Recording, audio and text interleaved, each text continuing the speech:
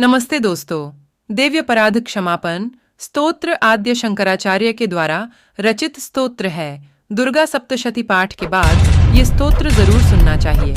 ये स्तोत्र देवी भगवती को समर्पित है। इस स्तोत्र में शंकराचार्य देवी से अपने पापों के लिए क्षमा याचना करते हैं। इस वीडियो में यह स्तोत्र संस्कृत और उसका हिंदी में अर्थ सहित दिया गया है। अथ दिव्य अपराध क्षमापन स्तोत्रम न मंत्रम नो यंत्रम तदपि च न जाने स्तुतिमहो न चावाहलम ध्यानम तदपि च न जाने स्तुतिकथा न जाने मुद्रास्ते तदपि च न जाने विल्पणम परम जाने मातस्त्वनुसरणम क्लेशहरणम।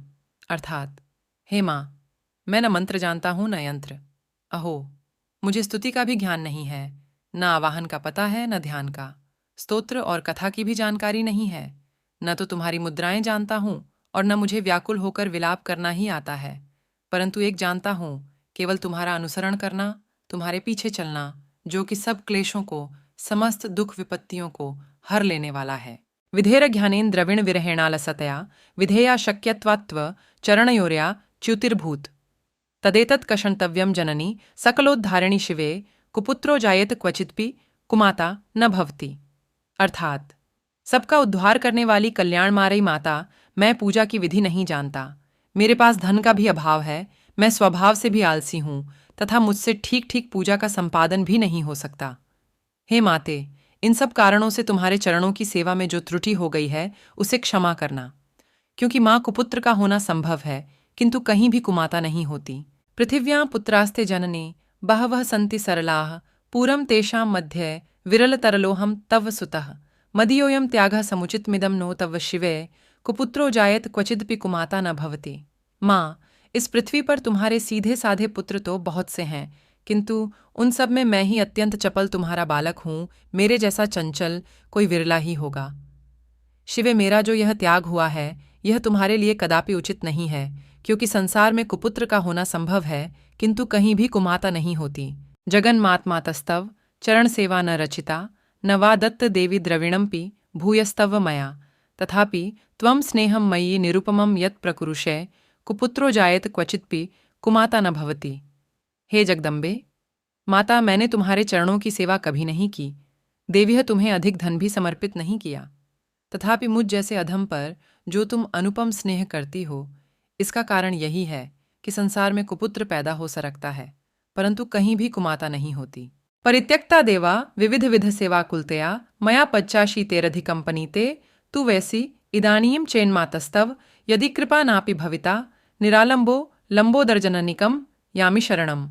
अर्थात, गणेश जी को जन्म देने वाली माता पार्वती, अन्य देवताओं की आराधना करते समय मुझे नाना प्रकार की सेवाओं में व्यग्र रहना पड़ता था। इसलिए 85 वर्ष से अधिक अवस्था हो जाने पर आईने देवताओं को छोड़ दिया है।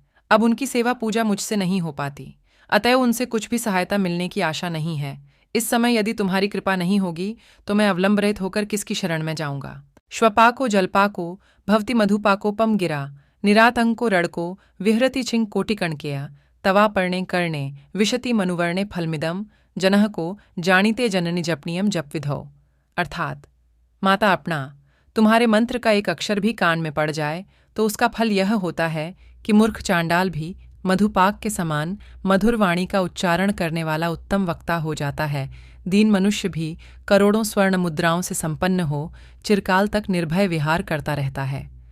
जब मंत्र के एक अक्षर श्रवण का ऐसा फल है, तो जो लोग विधि पूर्वक जप में लगे रहते हैं, उनके जप से प्राप्त होने वाला उत्तम फल कैसा होगा, इसको कौन मनुष्य जान सकता है। चिता भस्मालेपो गर्लम क्षणम दिक्पटधरो जटाधारी कर्णले भुजगपतिहारी पशुपति कपाली भूतेशो भजति जगदीशैकपद्वी भवानी तवत पाणिग्रहण परिपाटी फलमिदम। अर्थात, भवानी, जो अपने अंगों में चिता की राख भभूत लपेटे रहते हैं, विष ही जिनका भोजन है, जो दिगंबरधारी नग्न रहने वाले के हैं, मैं मस्तक पर जटा और कंठ में नागराज वासुकी को हार के रूप में धारण करते हैं तथा जिनके हाथ में कपाल भिक्षा पात्र शोभा पाता है, ऐसे भूतनाथ पशुपति भी जो एकमात्र जगदीश की पदवी धारण करते हैं, इसका क्या कारण है? यह महत्व उन्हें कैसे मिला? यह केवल तुम्हारे पाणिग्रहण की परिपाटी का फल है। तुम्हारे साथ विवाह होने से ही उनका महत्व बढ़ गया।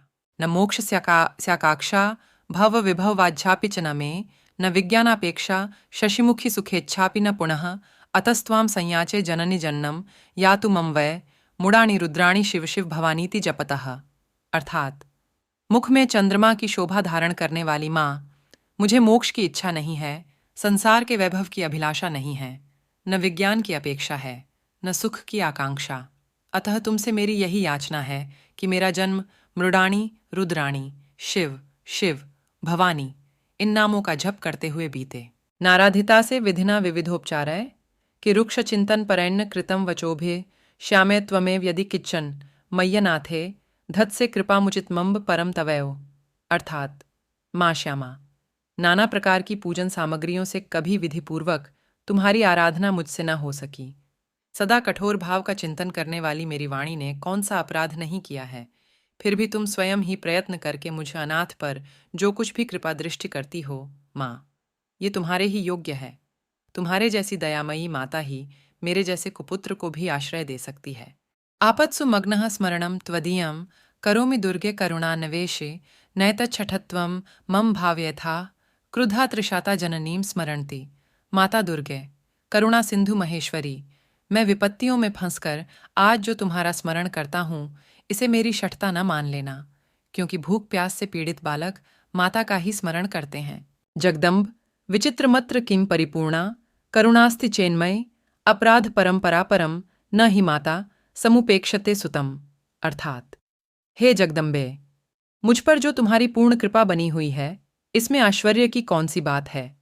पुत्र अपराध पर अपराध क्यों न करता जा रहा हो, फिर भी माता उसकी उपेक्षा नहीं करती। मत्समः पातकी नास्ति पापदनी त्वत् समा न ही एवं ध्यात्वा महादेवी यथा योग्यम तथा कुरु। अर्थात हे महादेवी, मेरे समान कोई पातकी नहीं है और तुम्हारे समान दूसरी कोई पापहारिणी नहीं है। ऐसा जानकर जो उचित जान पड़े वह करो। इति श्री षडकराचार्य विरचितम देव्यपराध क्षमापन स्तोत्रम संपूर्णम। धन्यवाद। जय माता दी।